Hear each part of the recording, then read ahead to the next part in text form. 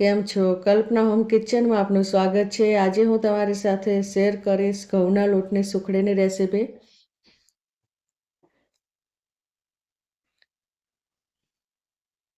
આવી રીતે આ સુખડી એકદમ સરસ તૈયાર થાય છે અને મેં ટિપ્સ સાથે બનાવી છે, તો તમે એન્ડ સુધી જોજો કે આ સુખડી કેવી રીતે બનાવી છે, અને તમે બનાવશો તો પણ એકદમ સરસ બનશે એવી આ સુખડી છે. તો સૌ પ્રથમ આપણે ઘી લઈશું. ઘી આપણે 200 ગ્રામ લેવાનું છે અને ઘી બરાબર ગરમ થાય એટલે આપણે અંદર ઘઉંનો લોટ ઉમેરીશું.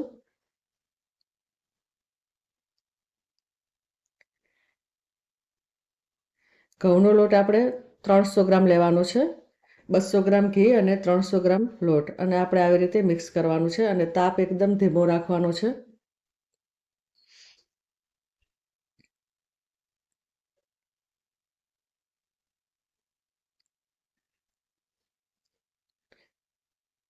આવી રીતે આપણે મિક્સ કરતા રહેવાનું છે અને ઘી છે તે મેં બધું જ અંદર મિક્સ નથી કર્યું, જેમ જરૂર પડે એવી રીતે આપણે ઉમેરવાનું છે.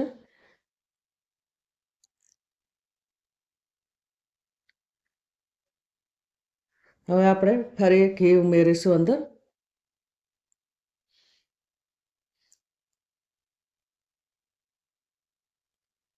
અને આવી રીતે મિક્સ કરતા રહેવાનું.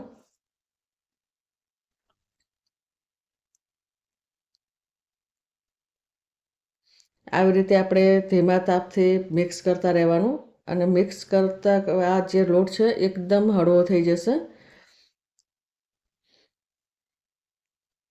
આમાં જો આપણે જલ્દી ગોળ ઉમેરીએ તો આ સુખડી કાચી રહે છે, તો આપણે લોટ છે તે બરાબર શેકવાનું છે.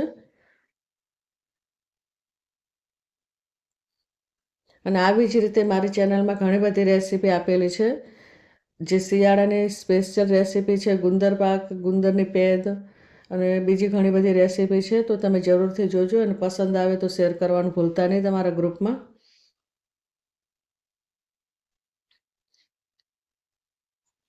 આવી રીતે આપણે મિક્સ કરવાનું છે. આને લગભગ 6-7 મિનિટ સુધી આપણે આવી રીતે મિક્સ કરવાનું છે.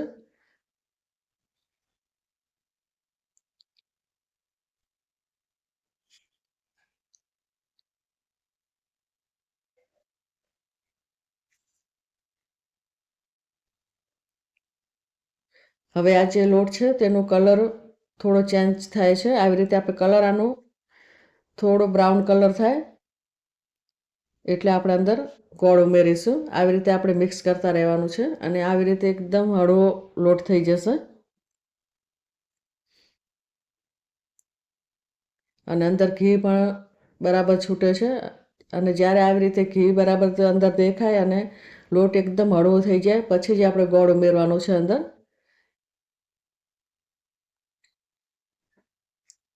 આવી રીતે આપણે જેમ શીરો બનાવતા હોઈએ એ રીતનું આ બને છે. આવી રીતે આપણે ઘી જો વધારે ઉમેરવાનું છે. લોટ કોરો હશે અને અંદર ગોળ ઉમેરશો તો સુખડી સારી નહીં બને, કડક બનશે. તો આવી રીતે આપણે જેવી રીતે શીરો બનાવતા હોઈએ એ રીતનું આ બનવું જોઈએ, કે ઘી થોડું વધારે જ હોવું જોઈએ અંદર. અને મેં માપ સાથે જ બનાવી છે, તો તમે આ માપથી બનાવી શકો છો.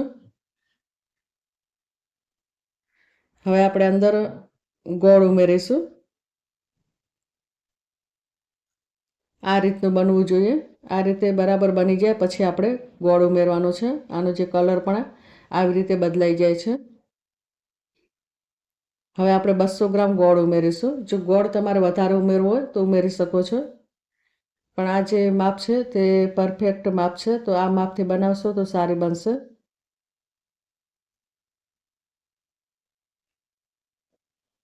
અને ગોળને આપણે બરાબર મિક્સ કરી લેવાનું છે.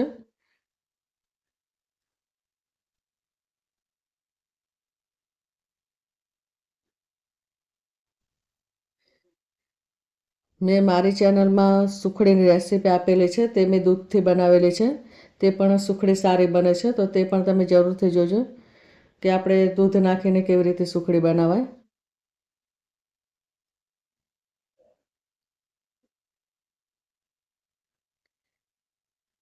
આવી રીતે આપણે બરાબર મિક્સ કરવાનું છે. ગોળ એકદમ આપણે અંદર મિક્સ થઈ જાય ત્યાં સુધી આવી રીતે મિક્સ કરતા રહેવાનું છે. આને પણ આપણે 2-3 મિનિટ સુધી આવી રીતે મિક્સ કરવાનું છે.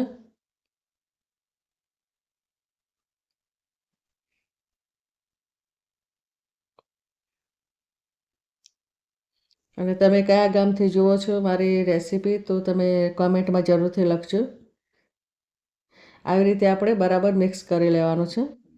હવે આપણે એક થાળી લઈશું, એમાં ઘી લગાવવાનું છે. ઘી લગાવી અને પછી અંદર આપણે આ જે સુખડી છે એ અંદર ઉમેરીશું.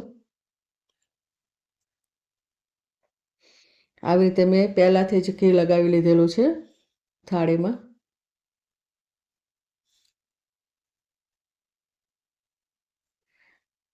હવે આપણે આવી રીતે એને પ્રેસ કરવાનું છે.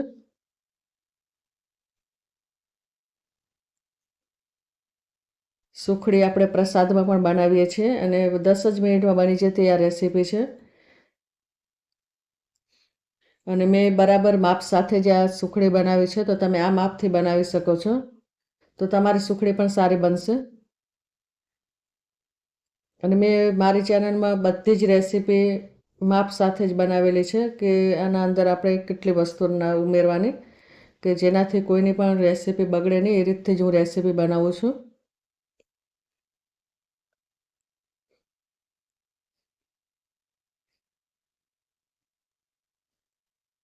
આવી રીતે આપણે બરાબર પ્રેસ કરી લેવાનું. આવી રીતે આપણે બરાબર પ્રેસ કરી અને 10 મિનિટ આપણે ઠંડુ થયા પછી અંદર ટુકડા કરીશું. હવે આપણે આ ટુકડા કરી લેવાના છે. 10 મિનિટ પછી આપણે ટુકડા કરવાના આવી રીતે. અને 1 કલાક પછી તો એકદમ સરસ બની જાય છે. આ સુખડી છે તે ઢીલી પણ નથી હોતી અને એકદમ કઠણ પણ નથી હોતી, એવી મીડિયમ બને છે. આવી રીતે આપણે જે સાઈઝના ટુકડા બનાવવા હોય એ સાઈઝના ટુકડા બનાવી લેવાના.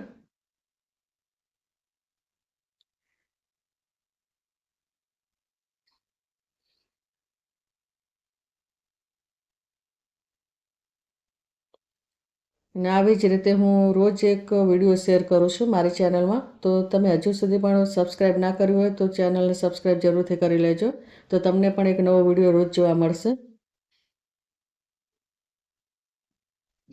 આવી રીતે આપણે ટુકડા કરી અને એક ડીશમાં કાઢી લઈશું. આ સુખડી એકદમ ઢીલી પણ નહીં અને એકદમ કઠણ પણ નહીં, એવી આ સુખડી બને છે.